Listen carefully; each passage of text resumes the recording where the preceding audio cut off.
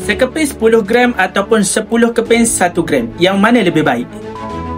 Tengok video ni sampai habis untuk tahu apa bezanya dan jangan lupa save untuk rujukan akan datang.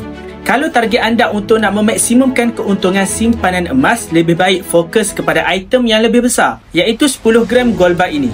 Sebab 10 gram gold bar ini lebih jimat kos cetak berbanding 1 gram, yang mana kos 1 gram ini adalah RM15 untuk 1 keping. Jadi kalau kita keluarkan 10 keping, maksudnya kos cetak dah mencecah RM150 untuk 10 gram. Tapi kos untuk 10 gram ini hanya RM15, bermaksud kita jimat RM135 untuk 10 gram yang sama. Tapi kita kena tahu juga yang 10 gram seketul ini kita tak boleh jual sikit demi sikit. Contoh, kalau kita nak gunakan duit sekitar RM300, kita terpaksa jual seketul gold bar 10 gram yang harganya hampir RM4,000. Tapi sesiapa yang ada 1 gram ni, dia boleh jual sikit demi sikit bila perlukan duit.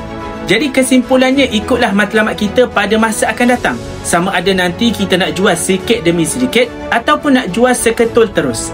Kalau tuan-puan tak pasti mana satu nak pilih, boleh dapatkan dua-dua terus. Tak perlu pilih dan tak payah pening. Untuk bermula, boleh rujuk pin video di profil atau boleh isi bit biru sekarang.